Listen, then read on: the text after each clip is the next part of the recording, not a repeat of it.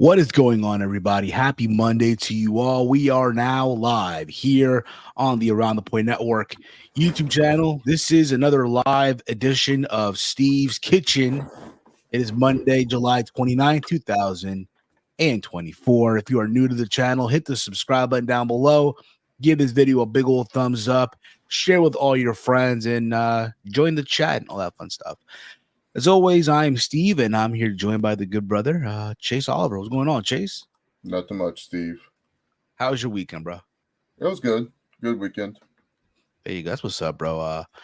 Same here, man. Chilling, we watched some UFC on Saturday, and then, Sunday, spent with the family, But outside of that, I mean, overall, can't complain. We're about to get into August. To think that SummerSlam is this Saturday already, holy shit. Time really does fly when you think about it. Not only that, but there's also a UFC, what's it, ABC special? Yep, ABC, Abu Dhabi. Yeah, Abu Dhabi. Sanhagen versus Umar Nurmagomedov. Yep. Basically another Dagestanian. Who knows? Maybe there was motivation from Saturday. There was motivation, and we'll see. But outside of that, there's also been some stuff that's been going down as well. Dana White had a birthday on Saturday.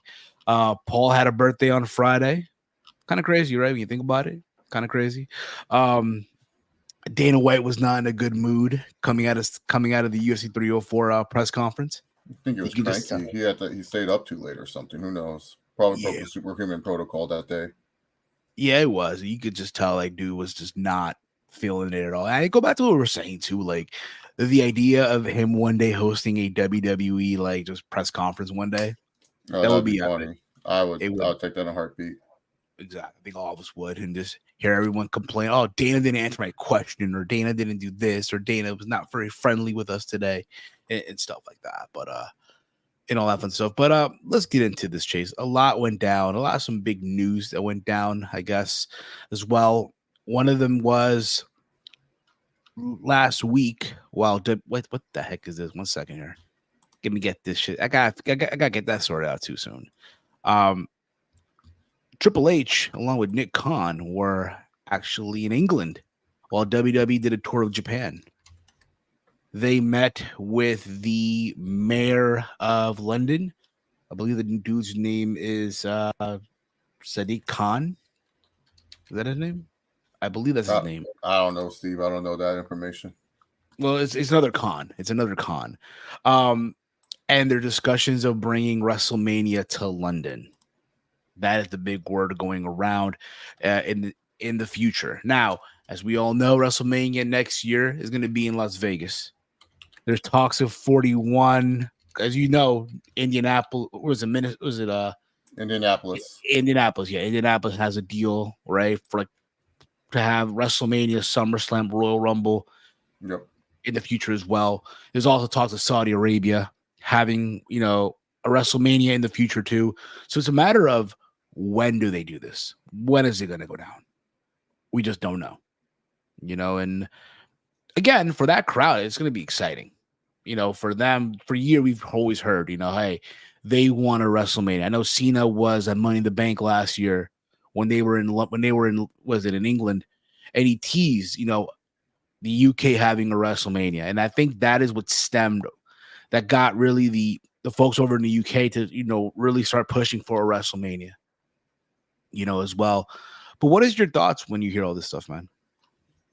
It's pretty exciting because I like that WrestleMania is going internationally. Like, people travel for WrestleMania. It's like, for some people, that's their vacation, and it's easy because WWE chooses like very good destinations. Like, I know a lot of people are going to be like, Indianapolis. Like, if y'all haven't been to the city of Indianapolis, it's a very family friendly, very, good city to host a WrestleMania. So they always choose good cities where, there's a lot of things going on and stuff. And so that's why I think this makes a lot of sense to do it, especially because now they're not planning to do WrestleMania just in that early April timeframe. They might be more flexible. Who knows? Maybe this is the first WrestleMania in May that they decide, hey, we'll do WrestleMania in May for this one, or plan it out when it's the spring breaks for the college kids, so that way it's easier for those families to go together. I like it. I think it's just a move. Like, it should have happened sooner, but because WWE was so focused on, securing these United States stadiums, they want to show the economic impact WrestleMania makes here in the US. It was probably not the smart strategy. Hey, let's take it away while we were trying to run these stadium shows, because it started at WrestleMania 23 when they started doing all the stadiums for WrestleMania. That's when they started to do that mindset of we want it in a big stadium, and they were running a bunch of older stadiums. It wasn't until 27 when they were able to run that new stadium that Atlanta built, and they were able to run that stadium. So, and so on and so forth. We've seen they're going to all like the best stadiums possible. And Exactly. I think this is good for London, and maybe it's the same deal with Indianapolis. Maybe they do a WrestleMania SummerSlam of some sorts, and I think more people are okay. Like if it's an earlier start time, I think most wrestling fans, if they do have like a day job or they work like a part-time job, I'm pretty sure they request those days off to make sure they're able to watch WrestleMania at a certain time. I think gatekeeping the U.S. time frame, and that's another thing too, because WWE, one of the hardships back in the day when they did have WrestleMania before they had the network was the pay-per-view. Dana White talked about this. You have to follow what the pay-per-view guidelines say. There's no pay-per-view guidelines for them anymore. They have their own streaming service. Like Peacock is hosting the stream. By this point in time, because the Peacock deal is almost up, maybe they go to Netflix, maybe they go somewhere else for all the PLEs that they're doing. So that's why I think they're able to, be a little bit more flexible, like the start times now, which is really great. And, I know a lot of people complain about these early morning shows. I think it's good. Some people, maybe they're busy that Saturday night, Sunday night. They don't have time to like watch the PLE live. Yeah, you can watch on the playback, but I'm fine with it. And I think it's long overdue, and I think it would be the best crowd, and it's going to be a destination for most. People are going to travel there, and the city only benefits because they want that economic impact that WWE brings. Like in the city of Indianapolis that hosts the NFL draft every year isn't going to offer WWE this deal where they host 3 of their major events inside Lucas Oil Stadium, one of the best stadiums in terms of the NFL and just in general. They're not going to offer that if they don't think WWE is going to bring their money's worth, and WWE is bringing the money's worth for these shows. And so it's pretty exciting. It's actually very exciting that they would go to London. I would guess maybe 43 or 44 will be London. 41's Vegas, 42 is going to be Indianapolis, I'm guessing. And then like 43, probably Saudi Arabia. I don't know if Saudi can get to do, because like the one thing is, I know Saudi wants a WrestleMania. It's just more of the traveling. Like, that's the one thing. WWE is always like fan first, and how they market. I'm not saying that they're booking or anything, but how they market, they're a very fan first type company of like, they want to make sure fans can come to the building. And pretty much with Saudi Arabia, a lot of those tickets that are bought, that's the prince buying for all his friends and family, because he has that fuck you money. So like all those people in the front row you see and stuff, that's like friends and family and stuff. Royalty. And yeah, pretty much. Yeah, friends of the royal family. So it's just like that's something where WWE, if you're looking at it, it's like, yeah, we're making the money off of it, but we really want that the driving force is our fans. So I think the Saudi thing is just more of like, it's something that will definitely happen in the future. I don't think in the near future. I think maybe 43 they might do another state show. Louisiana always is a good candidate. Maybe they see how that SummerSlam goes in Minneapolis, and then they say, okay, we'll go with the Minneapolis SummerSlam. So yeah, because after 42, SummerSlam is in that year of 2026 in Minneapolis, the first 2-night SummerSlam. So they're going to probably see how that goes, and maybe they say, hey, fuck it, let's run it back real quick. Let's make a deal. I think that's another reason why they're hosting a 2-night SummerSlam for Minneapolis, to prove its worth in the market and say like, hey, it might be cold as fuck outside, but this arena indoor is nice. We have the largest mall in America. They have everything that you're kind of looking for in terms of like a host venue. It's just the weather, because like once it becomes April, it's freezing in Minnesota. So it's like that's the one thing that like, and even though early May, know what I mean? Yeah, exactly. So that's why it's one of those things that they're looking at. But Louisiana is always a popular destination. They like to go there. Atlanta's a destination they might That look new at. soccer stadium in Atlanta. No, that's too small. Oh, it is? Shoot. Yeah. Okay. It's not. Steve, if they had that new soccer stadium, they would have played there, and they still played at the Mercedes-Benz. That may be true. When Copa America was here, so that's what. So that's too small. Heck, maybe they say, you know what? Let's go back to Los Angeles. Let's give Los Angeles another WrestleMania again, because like we did such a good job in the market there. Maybe there's something. Miami's no, the stadium, like even though they did renovations, is still a rough stadium to host. It's not a good stadium. It's not, and destination wise, Miami's cool for like the frat boys and young women and stuff. But when it comes to like kids and everything, it's not really like the best. It's pretty expensive too, because it's like far away from all those destinations people would want to go to in Orlando. It's like it's a little bit of a trip. So yeah, that's why I just think they're trying to find places where everyone can go and it's an easy yes, we will go to this area. So that's why I'm thinking like they're going to go somewhere else. But yeah, London for sure is definitely. I would try to get London done as soon as possible, because who knows how hot WWE stays. Like there could be a cool down period coming up maybe in 2026. Like WWE could easily cool down in 2026, but just the way they're at right now, where they're clicking on all cylinders, they got to take advantage while they can. Oh, absolutely. I do agree. Take advantage of it now, because again, like you said, we don't know how long this momentum the WWE is in right now. How long is it going to last? For all we know, bro, by the time we get into the end of WrestleMania in Vegas, things might start cooling down. You just never know. But I do agree. If the UK is available and if they're able to get it, go for it. The last time they were at WWE ran a stadium show in England was SummerSlam 92 in Old Wembley Stadium. There's also the other thing, the factor as well. Let's say they do it in April, right? Like they traditionally would do it. It's still going to be cold in London.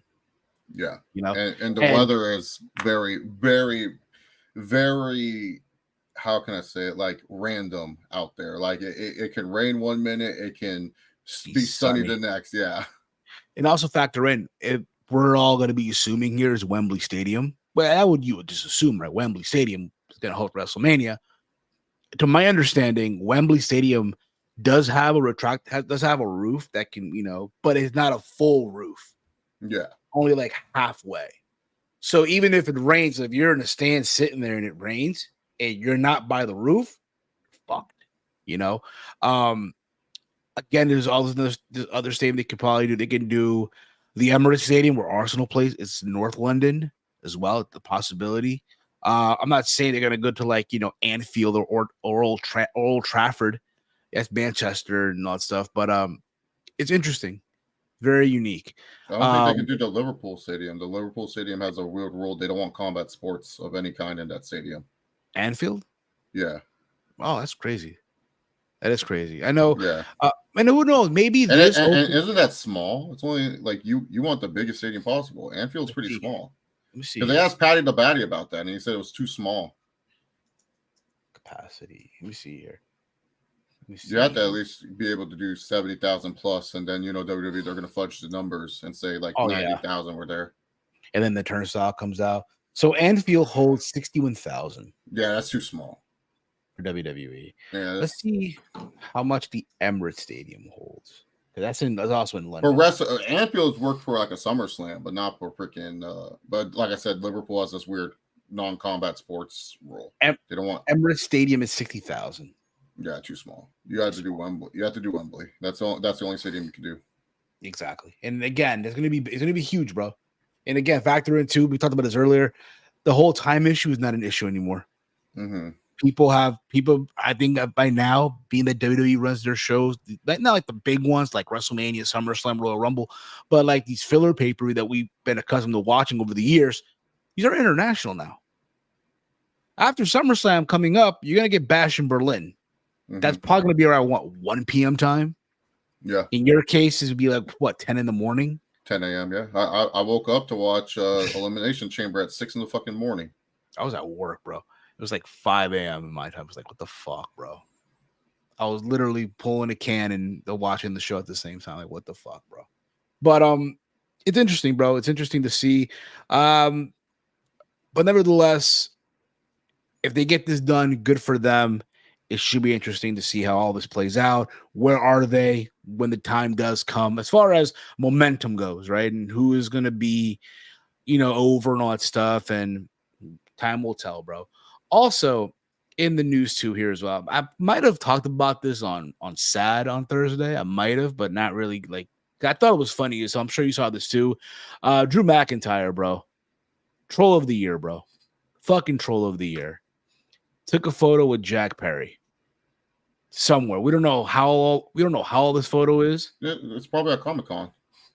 You think so? Yeah, probably San Diego. They probably were together at Comic-Con. WWE and AEW were both there.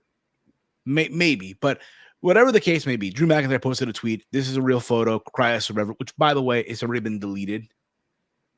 Now, people were saying, oh, Punk made him delete the tweet. I don't think so. I just think Drew deleted it just knew he was going to delete it, and it was going to get people talking. Yeah, Drew's very good at social media. I think in this era of WWE, they're not as like crazy about like they're not as controlling as with the social media like all these other years in the past. I think Drew knew what he was doing. And plus it got more people talking about because like that's what he wants. He wants you to think that CM Punk told him to delete the tweet or got mad at management about it. So if anything, he did the smart calculated move. He posted a tweet. You saw it.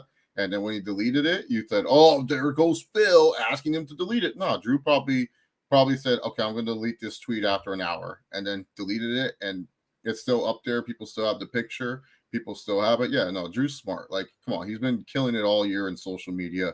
Like, do you think that he would like delete something? Like, he's had other stuff that he's kept up on there. He's smart.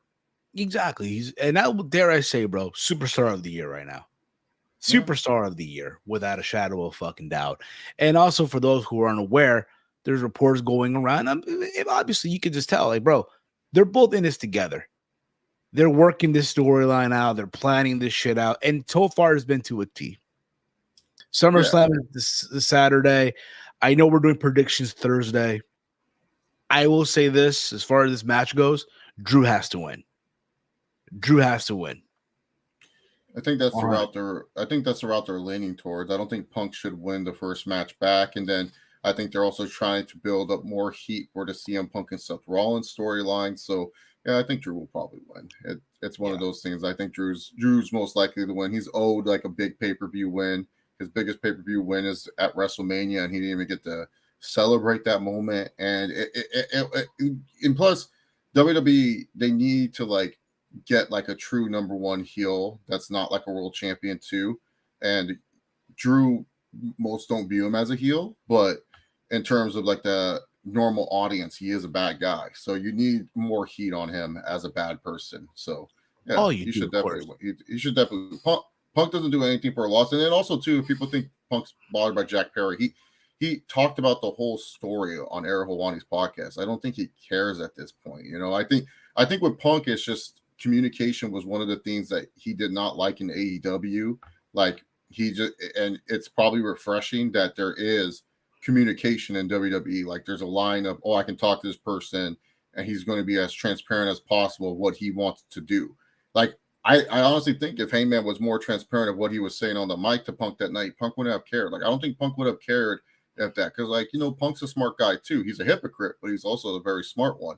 Where he knows like what draw he knows, especially for AEW fans, that's what for their hardcores, they love the inside baseball references. AEW plays to the fact that their fan base is smarter than just a regular person. So if Heyman said that and he told Punk, "Hey, I want to say this. Is this cool? How should I word it?" I think Punk would have been cool, but because Heyman went off the cuff, and keep in mind we don't know Heyman's side of the story, we only know Punk's side of the story. Punk said, Heyman went off the cuff, and he did not appreciate that whatsoever. So, yeah. Well, again, for Hangman, it was in his mind, Punk got his friend fired. Yeah. We don't. Again, what do we know, right? We don't know. But that's what I'm saying is like Punk was blindsided that Hangman said that in the ring, that because they talked over their promo beforehand, and then all of a sudden he's saying something totally different, and Punk's like, "Well, whoa, what are you saying? You're supposed to say this." But like I said, it's just Punk's side of the story. But from Punk's side of the story, it's just more of a communication issue with him. Yeah. He just wants better communication.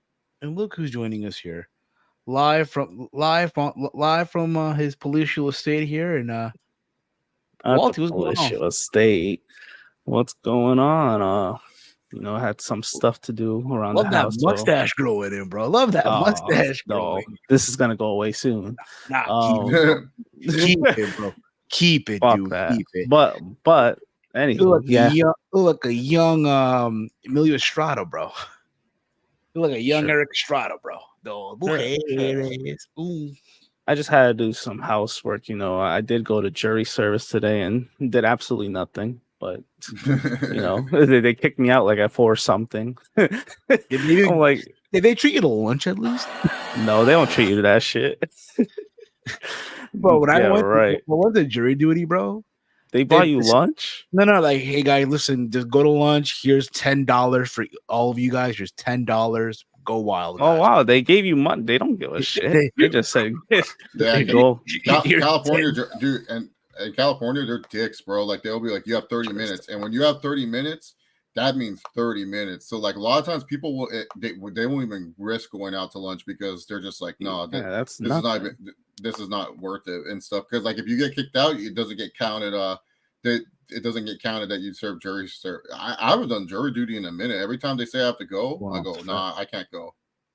Going on some fat ball as well with you. Hope you had an amazing weekend. Romeo, what's going on? Romeo Dominus. Treat lunch. That's what I'm saying. I think they gave me a nice hour lunch, but they give you $10. What can you buy with $10? And $10 is McDonald's, bro. McDonald's. What, the $5 meal? Not even, bro. McDonald's is even expensive. Well, this was like a couple years ago, and the town that I used to live in, the courthouse, right? They had like all these businesses literally across the street. So there was a McDonald's, there was like a pizzeria, there was like some like Cuban restaurant, Dominican restaurant, all that stuff. So with the McDonald's, screw it. Yeah, but I bullshitted my way. Like I basically said, I was sort of interested. They said, would you be a good candidate to be in this jury? I'm like, I think I'm pretty fair. And then he just said, fuck out of here. They're like, we'll excuse you. I've never been my brother, he had the unfortunate, like he got chosen for like a straight up like crazy case. And my brother was pissed. He was like, he had to keep going and going. And it was annoying. There was this one person, because I guess like they had to like, there's this one person arguing for the person. Like I was just like, God damn. Like he goes, it was stupid. We all just wanted to say guilty, but this one lady just kept saying that it's not guilty. She flipped like 2 people when they were all decided, yeah, we're just gonna say guilty. Then she flipped 2 people. I'm like, what is this? Like Big Brother Survivor? You're switching the alliances? Like the fuck is this? I'm like, this is ridiculous. And I was just like, I heard that, but yeah, I've never been chosen. Like I've never been chosen. Like every time when I'm like, yep, I'm gonna get chosen for like a crazy case. Never call me. Yeah, I just leave. I go, okay, that was cool. I wanted to leave. I'm like, you know what? Screw it. I'm already here. First time I got to leave easily, 30 minutes in, but then they kept me around. They had potential for a case, and then they were like, fuck out of here. I remember they called me then, like another case. They called me, hey, we need you to come in. And I told them, like, listen, guys, I'm flying out of town, so I'm not gonna be around and shit. So there was that. Oh, we're gonna need you to send us a copy of your flight itinerary, that shit. I'm like, what the fuck? All right, say less. Thankfully, when you have a relative that's a travel agent, can just make one up. There you go. Boom. There you go, guys. I got it over with. They better not call me for. Yeah, they better not call me for a long time after this shit. 2 weeks later. 2 weeks later. It's Walter? I'll ignore it. Like, no, I just got called in. What the fuck is this? But Walter, now that you're here too, how did you celebrate your July 28th, brother? How did you celebrate your Fiestas Patrias? Pretty quiet. Didn't go anywhere? No, I mean, my family did a little something. So I went for a bit and, drank the Coca-Cola, of course. Chola, whatever. But, yeah, not much. There's not a lot of Peruvians in this area. So, yeah, same here, bro. Same here. My cousin went out to this like restaurant and shit. They were doing like a little concert, whatever the hell it was. And, the usual stuff. So it's like, that's cool. That's not the real hype for the to celebrate the Independence Days. You know, in a month from now. You know, I guess so. I guess a month from no, now. you know what I'm talking about. A month from now. Oh yeah, all in the mud too. That's the real. Walter, we have a new host for All in the Mud too, Paddington the Bear. I mean, he has a new movie. Yeah, Paddington in Peru. He wants to promote the movie. Let him promote the movie. Damn it. Yeah, might as well. You got to go all out. So all in. My bad. Not all out. Sorry. Honest thoughts on RDJ playing Doctor Doom or variant of him. I did see the vid. I saw the video of it. Very pro wrestling-esque, right? Yeah, with the reveal. Yeah, the reveal. Good for him. Hey, I have no issue with it. There's nothing wrong with it. He draws. I mean, what can you do? He's their best actor. It doesn't do anything. It doesn't hurt Tony Stark's character. It's just a recast. It's people are just being bitches to be bitches. That's just it. Some would say he was like the face of Marvel. Like, yeah, because Marvel. This is what Marvel did as their strategy. They said, let's take actors no one takes seriously, put them on these cheap ass fucking deals, and then see if it works out. If it doesn't work out, hey, it doesn't hurt because we barely paid these people. And Robert Downey Jr., he was coming off of Tropic Thunder, you know, his first hit in a while because he was like addicted to cocaine and all this other stuff. And look at where he is now. Chris Evans, same thing. Chris Evans was the freaking joke actor. Like, no one thought he could play Captain America. Like, I remember when I heard Chris Evans was Captain America, I was like, what? The dude from the Not Another Teen movies? Like, what? This guy? Oh, hell no. Like, there's no way. Did a great job. Like that's why Scarlett Johansson, she has issues with Marvel, is because, you know, she was still on the NXT deal. She was still on the developmental deal. She never got the main roster push, the main roster money and stuff. And then they put her movie on Disney Plus and stuff. So, oh yeah, by the way, I did watch The Winter Soldier, like you said. It's fucking great, huh?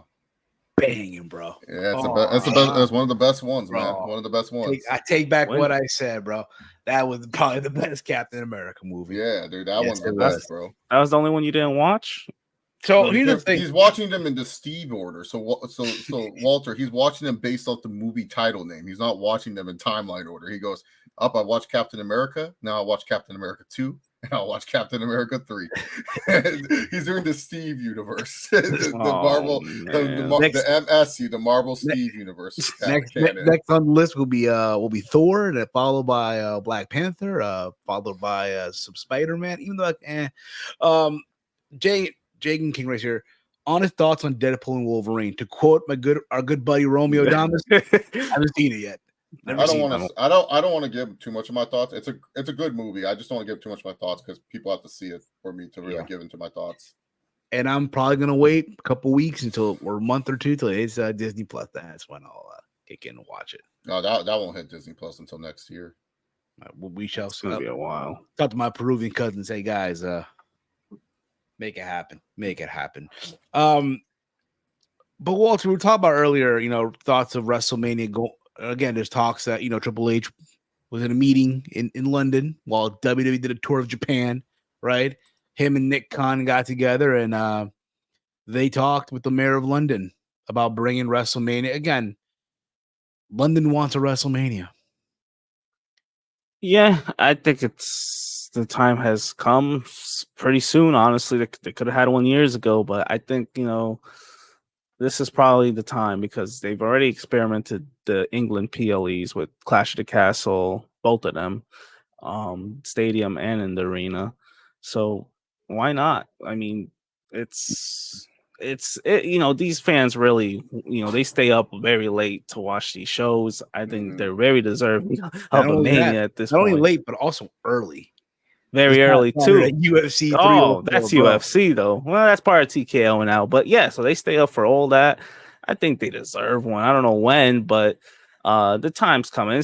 And I don't want to give credit to AEW, but it kind of helps that they had a stadium show and you could see what the results are. And I think WWE could do something similar to that. If not, again, I've seen the argument a lot to WWE's biting off AEW and this and that. I don't look at it that way. No, because they were already running shows before that. I think it's silly to say that, but I do think AEW going to doing All In Wembley last year and saw the success that it got, right? Mm-hmm. That was the blueprint. All right, let's see how they run a stadium show, right?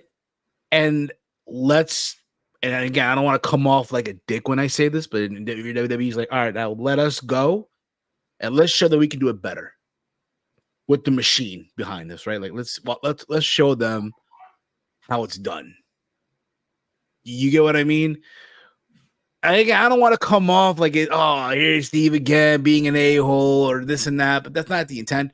But you get where I'm going with it, though, right? You kind of, that's how WWE views themselves. Like they view themselves better than all the competition out there. Yes. Hey, Walters, Jazz. You didn't gonna say this, bro. I already know what I'm about to say, but end up being a clip. So, it seems to me like the H is silent. It seems to me like the H is silent in this. Kissom? Jazz Kissom? Chisholm, but Chisholm. Enough. Okay. I just want to make sure. Maybe the H was silent. You never know, man. There's names like that. A letter is silent. MLB The Show cover athlete, Jazz That is true. I remember when he got announced, I was like, what the hell, him? I was like, that's so random. But now he's a Yankee, so it makes sense. His first home run as a Yankee. It's great. He's only been there for what, 2 days? So good for him, bro. Back. Yeah, I mean, I'm assuming for some player they hit their home run takes a while, right? For some players. Depends. Yeah. But that's big. I mean, this is a big trade they did. So good for them. Good for them. Gotta hope for the best. Exactly. Hope for the best. Let's get into this now. I'm not sure, Walter. I know you were busy with jury duty, but did you get to catch Cody's episode of Sneaker Shopping? I only caught the clip you guys sent. That was something else. 18 minutes long of a clip, bro. 18 minutes. Oh, you're talking about the video? The video is 18 minutes. Yeah, the video is 18 minutes. 18 minutes? Listen, again, knowing how they probably filmed this when they were in New York at the MSG show. That's probably. Did Fanatics Fest happen yet? No, in August. Oh, okay. No. So they probably filmed this when they were in MSG Garden. Yeah, that's probably when they filmed this. Overall, I mean, it was a solid episode. Cody could probably be doing media for SummerSlam, though. He probably is on the media junket in New York, though. Probably. He'll probably. Yeah, Fanatics Fest. I think it's gonna have basically all the big WWE wrestlers. So he's already sold out, right? He's already sold out. I don't know. Right. But they keep hyping that up. So yeah, but and also factor in but for every wrestler that does a sneaker shopping episode, we look at what they purchased. Did they, I mean, I saw that. Yeah. So let's go through this, shall we? Liv Morgan outspending it. That was crazy. So Jesus. The first pair of shoe that he had here, the Louis Vuitton Nike Air Force One Low. That had to be a special order because he got that shit for Brandy, and I'm all like, bro, they had that, and those shoes are so rare. Like you can't even find those like in any size. So why'd you remove the picture? Just to go, we'll get back to it. Yeah. Just to keep it up. We'll keep the picture up. There you go. Well, yeah, those shoes are very rare. The Louis Vuitton ones, yeah, they look rare. I know that I know Brandy bought them the Tiffany's, the low ones, the Air Force ones, and he already wore them into the ring, beat them to all hell, and it cost over $1,000. That's nothing to him. I mean, that's nothing to him. For him, 1,000 is like $1. I mean, he was contemplating though, like, should I overspend Liv Morgan? And he was like, fuck it, she can have the title. Well, the second pair he has here is the Nike Zoom Kobe 4s, the Girl Dad, $303. That's close to like what market range is. I'm guessing Cody's like a size 12 or something. He has to be a Bigfoot fella. So he's like a 13 and a half, imagine. Yeah, well, that'd be a weird size to be 13 and a half. But I think that's definitely a fair price. I mean, Kobe 4s tend to do well on the resale market. 4s and 6s are like the Kobe shoes that tend to be harder to get. So that's fair market That's price. pretty good. 300 for Kobe 4s. Wow. Yep. Not bad though. Not bad. And also factoring, yeah, he is a girl dad as himself. So also here, the Travis Scott, Jordan Lowe, the Canary. $434. I believe this is also for Brandy. Yeah, that's a little bit of an overpay. I think that one is one of the light like not a lot of people are hyped with this Travis collab. I think it's with the colors and everything. So that's the kids' shoes is fine, but that's a little bit of the overpay. But that powder puff, the Buttercup, 305. Oh my god, dude, who marked that price? That's horrible. That's a baby shoe. 300. Yeah, that's what I'm saying. Oh, if it was like a men's small size, okay, that makes sense because smaller sizes in that colorway are hard to find. But for a kid's shoe, you paying $305. Like, oh hell, I would have told them to take it off. I don't care if people pocket watching me. I'm gonna look at that and be like, that's way too much money, like for that shoe. Because like, especially for a kid's shoe, because they're gonna run through these. Like, who cares? All right. So I'm on stock again. We're assuming he's a size 12, right? Mm-hmm. It's a size. They're going for 318. Wait, what are you looking for? What are you looking at?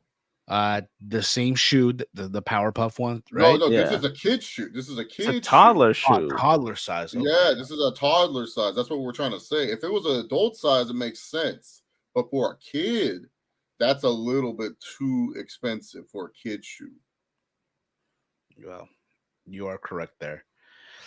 They don't even show. Okay, but anyway. Yeah, that's why maybe the price is 305 because they're not really on the market. So there isn't really like a market research on it. But man, for the Buttercup to be 305, that's a little bit. Like the one that I understand because it's getting a little bit of hype is the Bubbles, the all blue one that they have. That one I understand. But for Buttercup, kind of pricey there. Now the last pair he has here, I guess this one was a pair that I guess relates to his character, right, on television, American Nightmare, right? The Nike Dunk SB Doraemon, $407. Yeah, Doraemon, $407. SB highs are hard to grade. You know, sometimes they're worth a lot, sometimes they're not. I would not spend that much on a high. I don't know. and also too, he was in like Stadium Goods. There was other American themed shoes like that person wearing the shirt. He sold them for sure. He definitely was just like, I get some money off this, so I'm giving you this. That blue don't even look American. What funny, the the Doraemon is based off a Japanese character, so this is like his character colors, and so fun little fact. So on StockX they go for 309. Yeah, right now. Overpaid. Yeah. This is Stadium Goods. But it goes back to what we're saying too, though. We don't know when this was. Again, this was probably filmed a month and a half ago. No, this was probably filmed last. Like, what's it called? This was probably filmed not too long ago. Back in June, probably. No, they no. Like Joe talks about this on the Sneakers podcast. They try to be as time relevant as possible. Only if it's like a huge ass name like Ronaldo or Messi or something, they'll film way in advance. No, because like they at least filmed 1 week. So whenever this was probably filmed 2 weeks ago or something. Or like I said, it could have been filmed like because Cody's probably doing press. They probably because they're fast at Complex. They probably filmed it and on a Sunday and then had it on Monday. That's possible as well. But overall, in total, he spent after taxes $9,824.88. Yeah, that was definitely the Louis did all the damage because if he just got what he got, he would have only spent like $2,000, $3,000. Yeah. He didn't want to hit 10K. It happens. I mean, he could have. Of course, he could have. Yeah, they also talked about one day a WWE wrestler getting his own shoe deal and all that stuff. I mean, we hear this all the time. And you know what I mean? So it's a matter of when. So when that happens, that's gonna be cool. You know, it's just one of those things. It's like you gotta convince a brand, like AEW, the Young Bucks, they have that little collab with Reebok going on right now. So they're doing stuff with Reebok and stuff. And so that's cool that they got stuff with Reebok. It has to be a brand that's like, we're missing some identity. We need someone to help it. Like Adidas, they're pretty chilling on that. They have all these collabs that are coming out, and then their basketball department's killing it, so they're fine. Nike, they'll probably send customs, but they probably won't even like look at that like, okay, yeah, let's get these guys. Like Nike needs something though, because their sales are down. So maybe Nike thinks, hey, pro wrestling's hot, maybe we go with them. Puma's like, they're in the mud. Like they just have LaMelo. They have nothing else going for them. Like they're literally just not doing anything. Honestly, if I'm like an A6, I'm jumping on WWE. Like I would offer, like I would talk to WWE. Can we do like a shoe deal with y'all? Because the thing is, like Asics are trending right now. They're very popular with the young kids. A lot of people wearing Asics nowadays, and especially when it comes to footwear, in terms of comfort, in terms of like I wrestled in these ASIC shoes that they used to make. They used to make ASIC wrestling shoes and stuff. So that's something that if I'm ASICs, I'm looking at that and I'm saying, okay, let's see if we can get something with WWE, because right now you're popular, but trends change all the time. Try to stay relevant. That's what I would do. But because New Balance, they won't sponsor anyone. They're New Balance are doing their thing. So their soccer department's kicking up too, by the way, for New Balance. The soccer department. Yeah, exactly. I don't know if they would do wrestling, to be honest. Like, I just think they like. But if I'm like an A6, and especially if you're Nike, when you see that your sales are low, try to get in with this wrestling crowd. The Young Bucks are seeing success with Reebok. They're selling their shoes pretty damn well. So, yeah. I actually saw someone the other day wearing a pair like the Young Buck sneaker. Oh wow, not bad. No, they're not bad sneakers. They're not bad sneakers. Again, it's Reebok. Good for them. Good for them. Outside of that, I mean, again, it's only a matter of when, so we'll see. Again, I think Aces is also a good brand. I mean, select a couple wrestlers, right? Like if you can like pick 3 or 4 to sponsor, you know what I mean? Obviously, one would be Cody. I think Roman has one with Jordan, right? It looks like Jordan. I think he has like a partnership with Jordan. I think Jordan brand takes care of him and stuff like that. So I think he's working with one of Jordan brand's custom designers, because Jordan brand, like you can't just do customs on Jordans. You have to like be a designer that they trust. So I think he's working with one of the designers that has approval from JB to do customs for him. But if you're someone you're looking to like build sneakers around, I would do Cody for sure. I'll try to get Tiffany Stratton in them, because her whole gimmick is that she's stylish and everything of that nature. And I would get Braun Breaker. Like Braun Breaker does all those athletic feats and stuff. Like he's doing them in Jordans and stuff like that. So I'll throw one more in there. Kevin Owens. Kevin Owens, like he's the opposite of drip, bro. I would stay away from him, bro. Like his son is more drippy than him, bro. Like this fool literally was like wears the same shit, black t-shirt, joggers. Liv, the problem with Liv is that I feel like she's more into like JB Nike and stuff, like like I'm talking about if you're A6, like I don't know if Liv is like, she could pull off A6, I'm not saying she can't, but she's more of like a JB Nike girl, like Converse and stuff. Like you got to look at it from like, if you're a performance sneaker, you want guys that are performance athletes wearing it, because A6, even though you can wear them as a lifestyle shoe, the Gel Kayano 14, the GT 2160, the Gel 1130, that are like the 3 most popular ones right now. You can wear them as a lifestyle shoe, but you can still perform in them. Like you can still use them as a workout shoe or running shoe and stuff. Even though like the Gel Kayano's on like 31, people still prefer the 14, and even some older models like the 21 in terms of like running and stuff. So that's why I'm saying, like if you're A6, that would help you out. Like doing a brand deal with WWE to keep you relevant, because they've had such a good year. Like you can't even get Gel Kayano 14s. Like they keep selling out every time they restock. Even the Gel X NYC, that's a newer model that they just released this year, and that's been gangbusters. Every colorway sells out right away and stuff, man. I like the Asics I got the Gel 1130s, and they're very, very good. The Vomero 5, though, is still, to me, the best mesh, like, dad shoe that you can buy. Like, I don't care what anyone says. The Vomero 5 from Nike. Oh, it changes your feet. But My gels are very comfortable. I actually got a new pair of New Balances recently too. I was gonna mention this too. I saw this picture I think it was yesterday. New Balance are getting into the skateboarding sneaker. Like they have I saw a pair. It looks like SBs, but they're not. But like the way designed. I don't know if you guys saw this picture or not. Let me see if I can. I mean, New Balance has been a good trendy sneaker for a while now. So. Yeah, they always come out like at least once a year. There's like one sneaker of theirs that just becomes the like anti-hype beast shoe, or like one of the most hype shoes. Like 2019 was the 992, then the 990 and 2020 got a resurgence, and then they had like the freaking 2002 R's last year, the 550s the year before that. This year it's the 1906, which is the pair that I caught. I caught the 1906. I did a little shopping day. I said, you know what?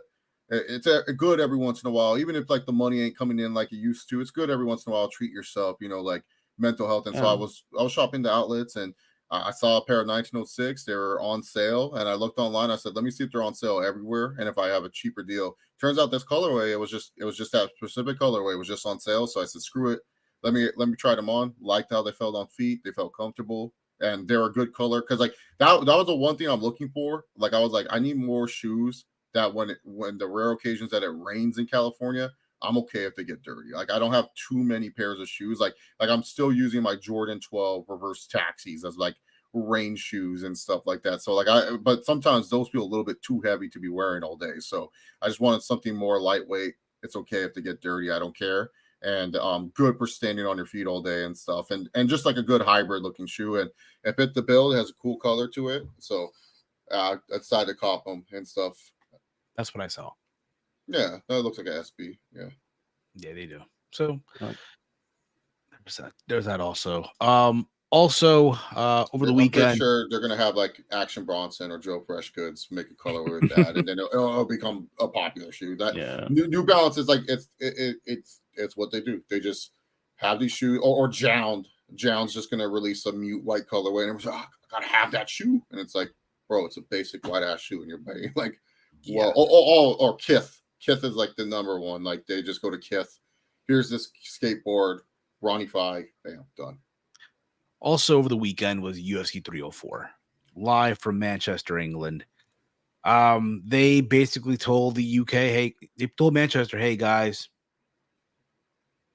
we're gonna please the US fan base. So you guys have a problem. You guys have a problem with that? Eat a dick, basically. That's what they told England, basically. And, Dana White wasn't happy. Dana White was disappointed. He felt let down, basically. He's like a coach almost, it's like when people go to Subway and they order the sub and they say, man, this sub was nasty. You made the sub. What the fuck you talking about? It's nasty. You told the worker what to put in there. Like I didn't tell you to add buffalo sauce to your shit. Like that's on you. Yeah. He made the card. That's on him. He said that these fights need to happen on this card. Could have had these fights on other cards and maybe a different result. Yeah. But other than that, I mean, some of the big moments on the show. What happened here? Was it during the prelim? Mohammed, I don't want to butcher the fucker's last name here. Mokaev. It's really not that hard, Steve. It's Mohammed Mokaev. I guess the other guy that he fought. No, it's not. I guess the other day he did fight Manuel Cape. There you go, Manuel Cape. All the talk, all that shit talk they were having, right, leading up to this fight. Oh, I'm gonna do this, I'm gonna do that, and then the bell rang, and yeah, it was very lackluster affair. I mean, to be fair, it was a technical title eliminator. Mokaev won, and Dana White pretty much said the PFL, who does not even have a 125 division, I learned. It's going to get a great undefeated fighter. I just think Mokaev, it's not just his performance inside the octagon. It's also the shenanigans and antics he does outside of the cage. It's a headache for the UFC, and especially in a division they could give two shits about. Why pay this guy a bunch of money, and why make this guy a featured guy if he is just causing issues outside of the cage? So, Now, for those who are probably not aware, Chase, like what shenanigans has he been pulling off? Or so before this fight even got announced with Kape, he asked to take a picture with Kape, and I guess his team started to jump Kape afterwards, or like started to throw fists and stuff like that. And then he started the fight at the hotel when Kape was just trying to chill and relax. He instigated that fight and stuff. And so a lot of people viewed it as Kape was, because Manel Kape is not really known as the most normal human being. He's known as like a crazy lunatic. So a lot of people thought, oh, Kape is just causing these issues and stuff. But it turned out Mokaev is the one that's been causing a lot more issues and probably other issues besides just that. And outside the cage, like you can fuck around inside the cage and all that other stuff. Outside the cage shenanigans, it's a headache for the UFC, and especially if you're a guy that could be one of their champions, they don't want that bullshit, especially if you're one of their champions like that. Like jumping people when you're trying to take a picture with them and stuff, that's not cool and stuff. But yeah, so I felt bad for Kape mostly. He got a lot of blame for starting this and saying that he's a loose cannon, but really it was all Mokaev that was instigating a lot of the action. Yeah, dude ended up, I guess, like damaging his toe. I think in the first round, damaging his toe. Second round, yeah, damaging the toe. Had a fight with a fucked up toe and lost to a decision. And now that I guess Mokaev's going to PFL, or maybe he's going to go to bare knuckle fighting. Who knows? Who the fuck knows? There was no way Connor's taking him in bare knuckle fighting. Making the play. Well, didn't you watch Dana White at the RNC? He's a true American. The UK ain't getting no pay-per-view from Dana. LOL. Well, they did just get a pay-per-view from. They did, though. They did just get a pay-per-view over the weekend. What's going on, Santos? Hello, friend. Let's go for Monday Night Raw. Yes, Raw's in about 38 minutes. Should be a fun one. Also on the show, Patty Pimblett submitted King Green in the first round. It's funny enough, on the parlay that I had that died, right?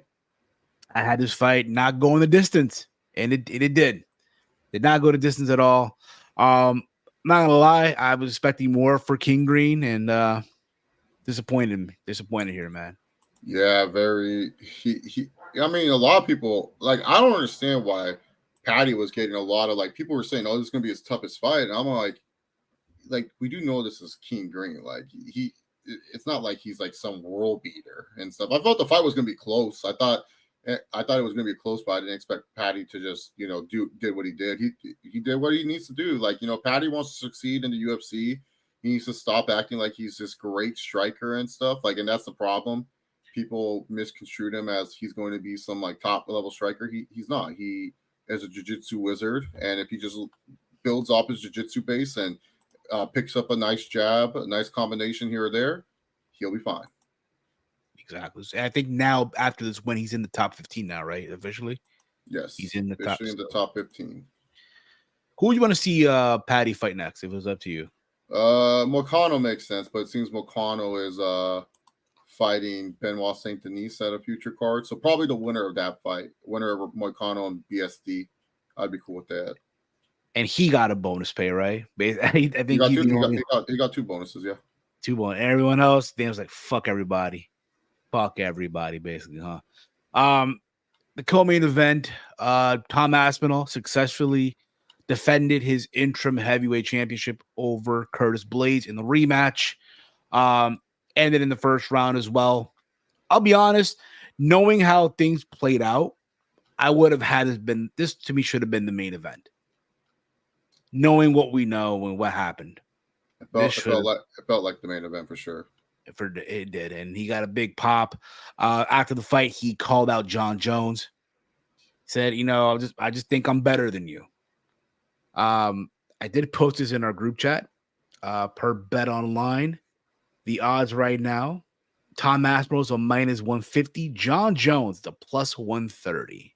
That's ridiculous. I know Aspinall has been looking good. This is definitely just because Aspinall's been fighting, and Jones obviously hasn't been fighting. So, yeah. Chase, when they announced him versus Cyril Gahn, what was John Jones' opening odds? What were they?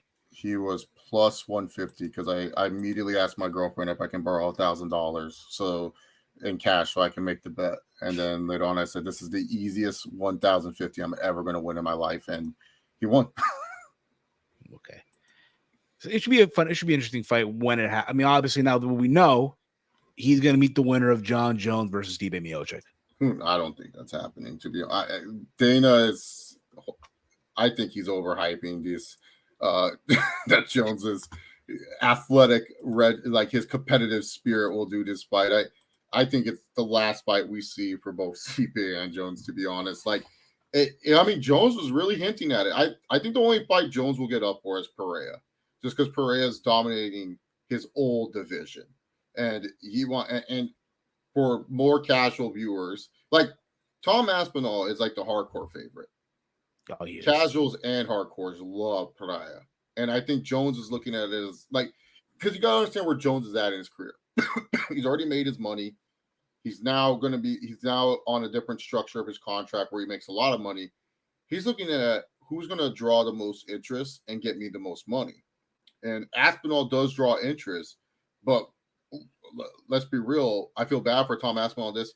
He hasn't fought on too many big cards where a lot of casuals have been able to watch him and fall in love with him. The biggest card he fought on was the MSG card against Sergey Pavlovich, and made that look easy. But other than that, not a lot of people been watching Tom Aspinall like this. Like, not a lot of people been watching him as that type of fighter. So it's kind of a hard sell if you're John Jones and you've been one of the top guys for years, and this could potentially be one of your last two fights. Why fight Tom Aspinall and stuff? And yes, Tom Aspinall is a bigger threat than Alex Pereira in terms of the overall standpoint. But when you look at Jones, you want to maximize what you can get out of your last two fights. And I think he views this one as one of his big Pereira as a big maximized opportunity. And then afterwards, if he beats Pereira, then later on he'll call Tom Aspinall. But yeah, I think though I'm leaning more towards the John Jones and Stipe both retire. I think Stipe, he's getting paid a lot of money to do this fight. He's made a lot of money. He's not a big spender. Dude works as a firefighter on the side. I think he's done. I think he just wants to. I think that this is more of Stipe's competitive spirit saying, yeah, I want to fight the best of all time. I was the best heavyweight at one point. Yeah, let me fucking fight this guy. Let me see if I'm better than John Jones. For John Jones, it's just more of like, if he beats Stipe, then he can have this claim that he beat the best heavyweight ever.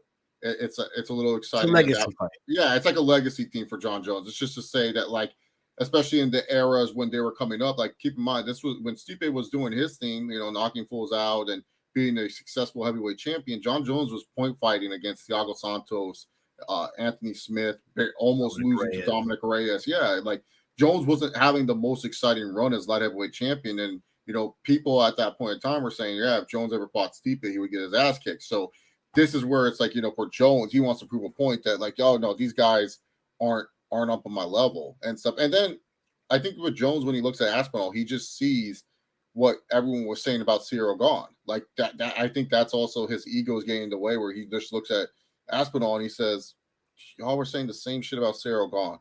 What makes this guy? Oh, because he's finishing people? Okay.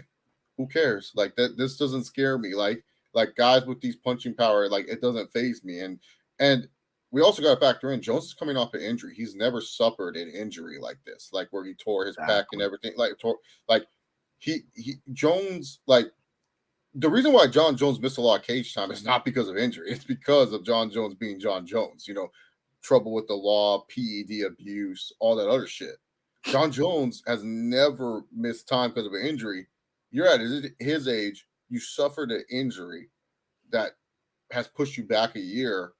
I mean, that does a lot to someone's, like, mental fortitude, and especially when you're John Jones and you felt you were invincible. So, I mean, John Jones used to do, like, benders just to prove a point that, like, oh, if he lost, he had a built-in excuse that, oh, I was partying too hard the week before and stuff like that. Like, that's how John Jones is wired. So now, when you are, like, in this state where all of a sudden, like, you're suffering an injury and you're much older and you're realizing, oh shit, my body can break down. Like, I can be broken. It probably hurts a guy like John Jones' ego like that. So it's something, Jones is smart and calculated. And plus he knows what he's doing when hyping up fight. He's acting like he's not interested because he knows the fans are interested and stuff. But he wants to know how interested the fans are. Because, like, if you look at the tweet numbers, when he tweeted about Pereira, that went off, and we even saw what Jake Paul called after beating Mike Perry. He said he wants to face Alex Pereira. People are like, oh yeah, give me that fight. Like got excited. They rubbed their hands because Pereira, he's the hottest name right now. You fight Alex Pereira, it's like pretty much like people. I went to the UFC card. It was supposed to be McGregor. The arena was still full, and people were excited for Alex Pereira. Now I obviously sold my original tickets, bought cheaper resale tickets and stuff like that, but it was a still sold out house for Alex Pereira. Like people, like his walkout, everything about it. He does like people get excited for him. He's probably everyone. Yeah, he's probably everyone's like he's the one fighter that everyone looks at and they go, wow, we loved it. And he was supposed to come in as a villain. His whole thing was supposed to be he's the guy that beat Israel Adesanya. He's the only guy to do it. He's an asshole and stuff like that. Like Izzy was painting this guy as an asshole, and then all of a sudden we're seeing this guy. He's one of the nicest guys ever. He's such a sweetheart, Yeah, he hits every check mark. Like he's low key funny. Like he just like he has those videos where he's on a roller coaster and he keeps that Poeton stoic face. Twitter's house. Yeah, he's one of the nicest guys. He was like crying because he had to shave this kid with cancer's head, and he was all like, "Oh man, it reminds me of like my kids and stuff like that. Like I like we're mortal in this and stuff." He's so complimentary towards Izzy. He released a video saying that, "Oh, I hope Izzy wins because he has such a great story and everything. Like he's such a wonderful person." It's like, how can you hate this guy? And he gets the memes. Like he took the fight on short notice to go fight Yuri.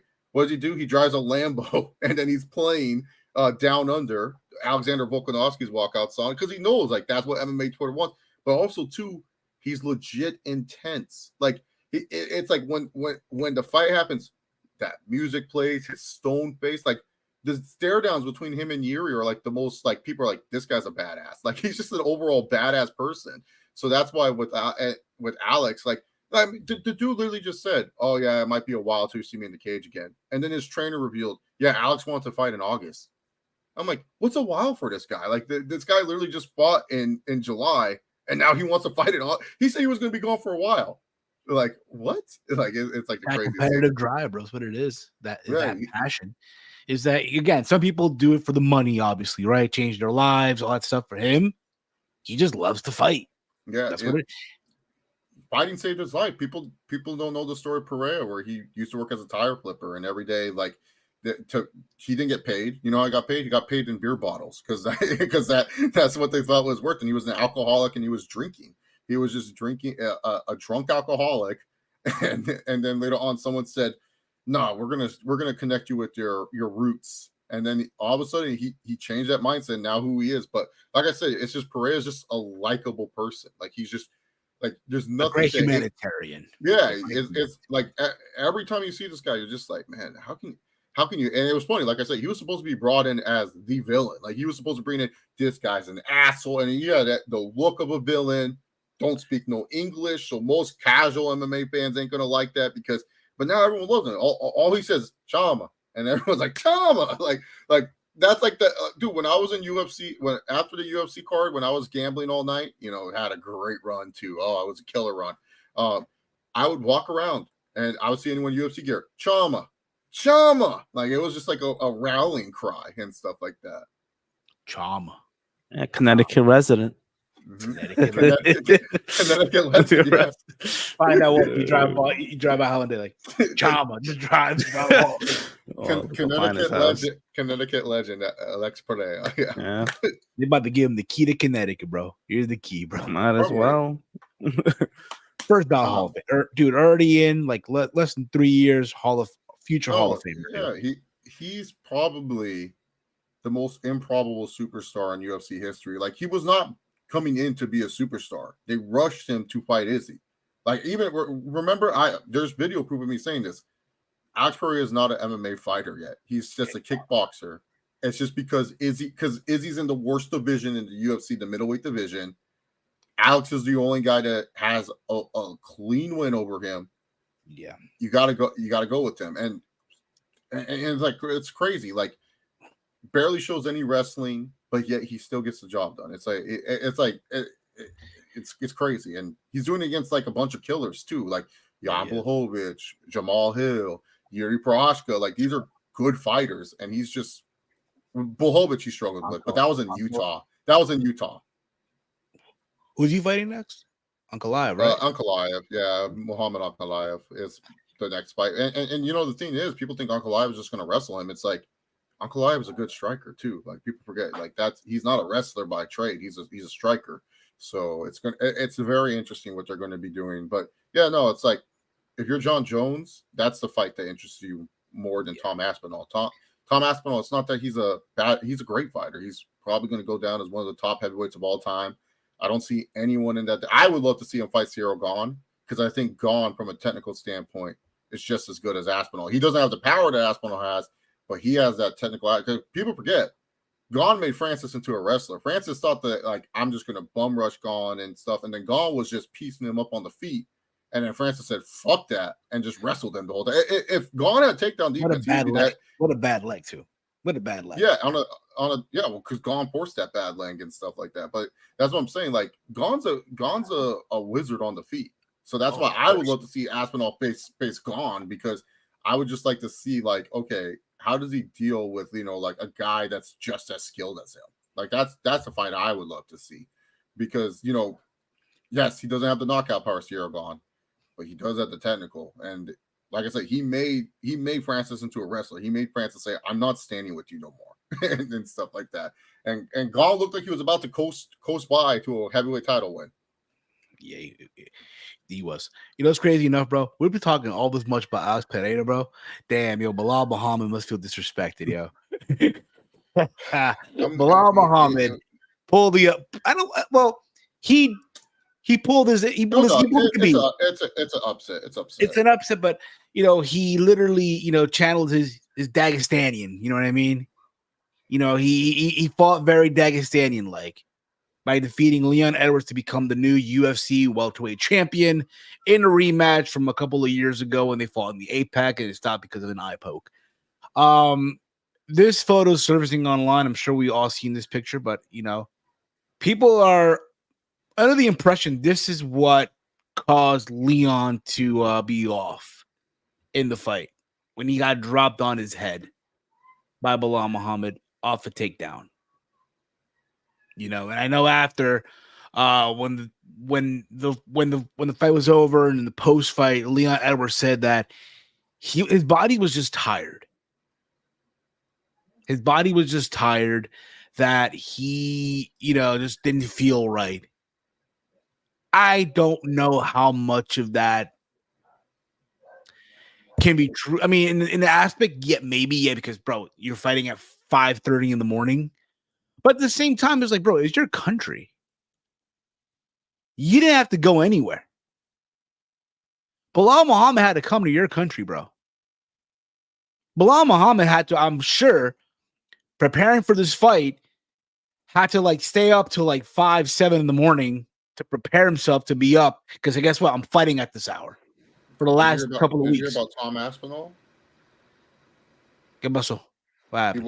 He woke up 7 a.m. that morning, like, and he was up 22 hours before his fight with Curtis Blades. Like, he couldn't sleep. He said that, I'll take a 4-hour nap and I'll be good. He just couldn't nap. He was just he said he was just laying in bed, restless. And so he just said, screw it, I'm just going to stay up.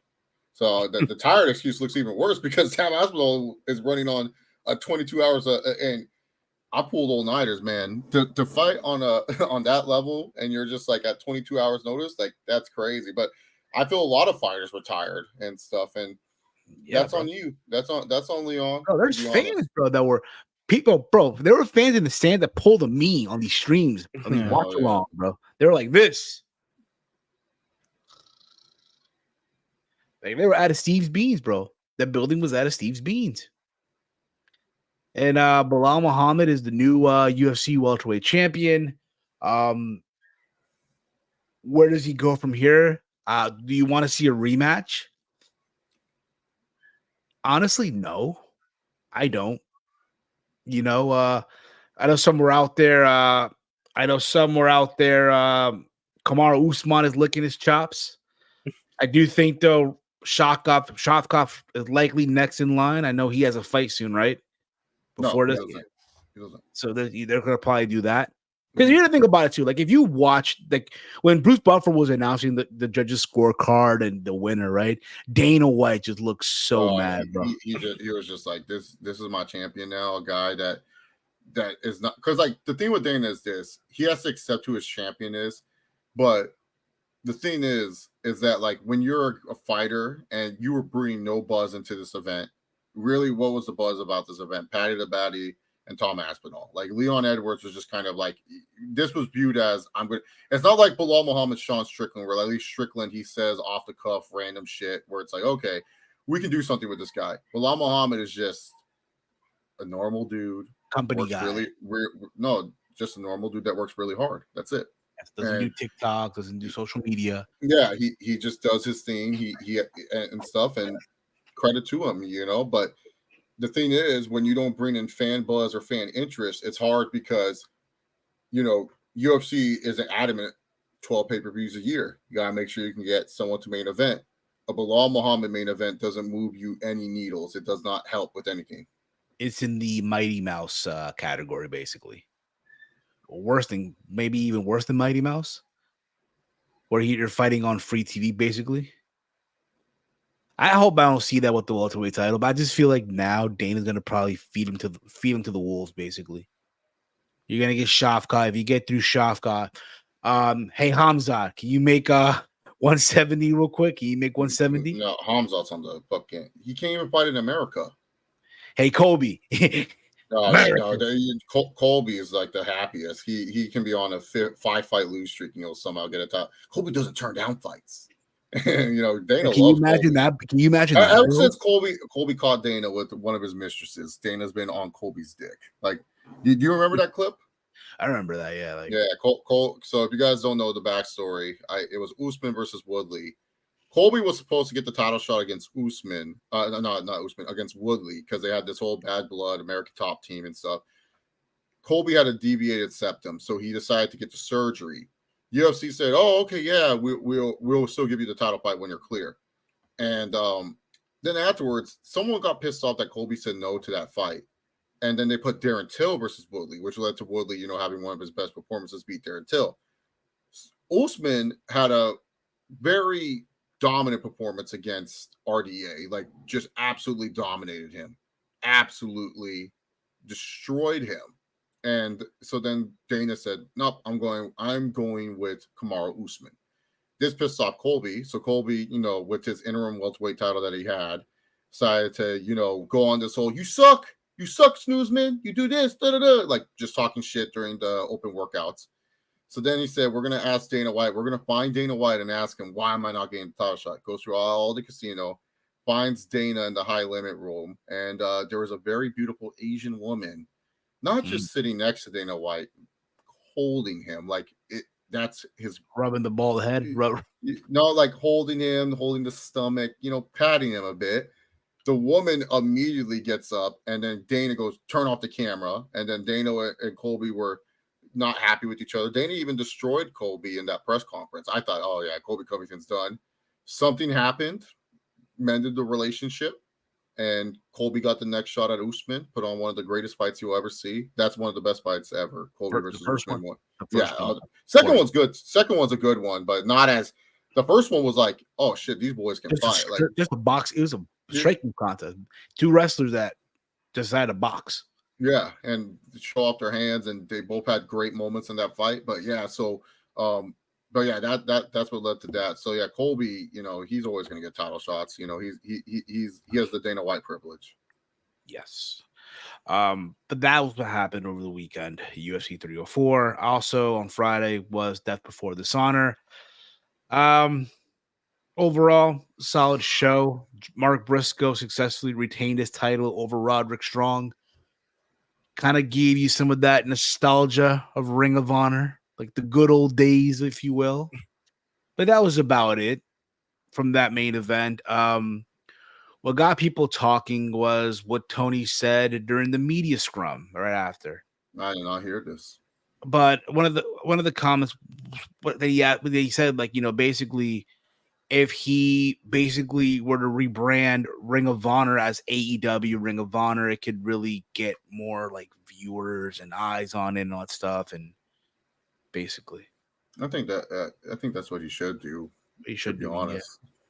To me, the way I look at it too, like again, Ring of Honor, again, it's a dead brand right now. It is. I do think yes, if you were to rebrand it to the AEW Ring of Honor and treat it different, give it a different look, not just bring in some AEW talent that you're not even using, right? Don't have like any of these Ring of Honor talents show up on AEW TV. Give it its own unique look. And we'll see what happens. But again, I mean, come on. They're not doing good right now. Then that death match get one of the highest rated Meltzer ratings. let's find out, shall we? Let's see what Cage Match has to say here. Now that you mention it, we'll wrap up. I heard the women's match was good. I saw the death match. The death match, I'll be honest, I did see that. Not your cup of tea? No. Not that's not my cup of tea. No. Like I said before, deathmatch wrestling for me, I have to be stoned. I can't watch. Man. I have to be high to watch deathmatch wrestling. I have to be. Okay. How do I put this without coming off like some asshole or any of that nature? It just wasn't for me. There you go. Wasn't really for me. Is that a bad thing? I don't think so. The pay-per-view as a whole, I'm sure it was enjoyable with some good wrestling. It got an 8.86 out of 10. Okay. Yeah, I caught most of the show, like just the matches I was interested. I didn't watch like the whole thing, but for the matches I watched, it was a very entertaining. The main event was like old school Ring of Honor main event. That felt like a definite like that was my personal favorite match on the card. Almost 20 minutes. Yeah, almost 20 minutes. Yeah, it felt like an old school Ring of Honor type of match. Yeah, so exactly. Restored a little bit of feeling, but yeah, the rebrand is kind of necessary. He needs something because he did buy it just so that way he could have the tape library, which is very important to have. A lot of AEW talents did make their name on Ring of Honor, so it is an important thing to have. But yeah, he does need to do something to it to jumpstart it because it just seems like Ring of Honor pay-per-views, they tend to do well. Like I've watched a good amount of these rebranded Ring of Honor pay-per-views, and I tend to walk away saying, yeah, that was a good show, but it doesn't get me to watch the weeklies. Like that, like something about the weekly shows, I just can't sit through. I just can't. I don't have the patience for it, or it's just like, I'm a little bit overloaded. I already watched my 3-hour Raw, 2-hour Dynamite show. I don't need to watch this. And so, but the pay-per-views do tend to deliver for the most part. It feels like old school NXT. Like when NXT was in the takeover phase in the beginning, when they started takeovers, you could watch the takeovers just fine. And then you would watch the weekly NXT and you're seeing Adam Rose is fighting fucking who was that one fool that they were trying to push? Sylvester Lefort, the French dude who yeah. Who was that other big guy they were trying to push in the early days of NXT? He was huge, beefy guy. I forgot his name and stuff. He didn't get canceled, right? Was that the dude? No, not Lars Sullivan. This Enzo Amore was feuding with this fool, not Sylvester Lefort, but this big. I think Rhino. I think it was him. No. Yeah. Rhino had a match with him. Baron Corbin. One of the big things was him versus Baron Corbin. Because Corbin was doing he beats people. Bull Dempsey. There we go. Yeah. That fool was getting pushed and shit. Bull Dempsey. You would see Bull Dempsey on 1 or 2 takeovers. It'd be the worst match of the night. And then this motherfucker running weekly NXTs, and you're like, oh god, you want me to watch this shit? Like, no, I can't watch this. Like, unless I see Adrian Neville on the card, artist formerly known as Adrian Neville, now known as Pac. I ain't watching this shit. So like that's how ROH is. The pay-per-views are really good, but the weeklies you can skip them. Yeah. But that's the thing too. Again, rebranded, we give it its own look. Honestly, when they were doing those shows at Universal, that was fine. Right? But then they decided to like tape the show after Collision or before Collision. Yeah, or cut costs, man. Come on. And it's like, barely anybody there. Mostly everyone's in concessions and shit, trying to buy merch or, buy their beer. But you see, how he did it was he would tape an hour before Collision and then an hour after Collision. I don't know if he's probably still doing that, I'm assuming. Oh, most likely, bro. He's likely still doing that. So he's not trying to spread ROH all in 2 hours, but separately, which is kind of weird. The thing is too, like if you guys remember, I don't know how many of you guys watched old school Ring of Honor, like their TV tapings. These would be an hour. Mm-hmm. They even remember when they were on Destination America when they were on the same network with TNA, right? Yeah. And everyone thought, oh, it's the end of TNA, man. The Ring of Honor is now on board. And they were only an hour show, and that was fine. Granted, I don't watch the weekly TVs. I don't, but I know they're like more than an hour. There was that one episode where they like pumped in like 19 matches and shit. You guys remember that? It's just dark at this point. It's just AEW dark. Yeah. Just branded as Ring of Honor. I think a lot of people are just not excited for the Ring of Honor because AEW dark, you at least got to see like every once in a while, like some big name in AEW would come out and you'd be like, oh, he's on the card, but cool, I got to see him. In Ring of Honor, it's just like a bunch of like locals, and then you're just like, oh, I really don't. I could care less. Like, is Athena wrestling? Oh, she don't wrestle these shows? All right, cool, whatever. Like, you know, at least with dark, like I remember I went to a fucking couple dark tapings. Like I remember when I went to the one in Vegas, I was about to leave after Collision ended. I saw Danielson versus Seidel. I saw that trios match, and I saw the Young Bucks portraying the Hardys. I was like, I'm good, man. I'm about to leave. And Tony Khan hyped me up saying big names are going to be on dark. Statlander was there. Johnny TV was there. I was like, oh, cool. This is cool. I think dark was a little bit more of a successful thing for them than really just like regular. Because dark, at least, you know, it was building towards, you know, AEW television. Ring of Honor doesn't. Ring of Honor, they treat kind of different, but not that different. Like, it just depends on who the champion is. Like, if it's Samoa Joe, yeah, ROH matters. But then when he's not champion, it's like, oh, Kyle Fletcher's a TV champ. Who cares? Yeah. Also, real quick, MJF will be wrestling Michael Oku at the Rev Pro event Summer Sizzler on August 11th.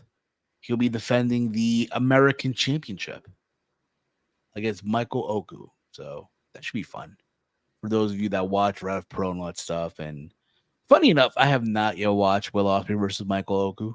I have not yet watched it. You should. It's a great match. I gotta give that a watch real soon. I know it's also, I think he's in Mexico this week too.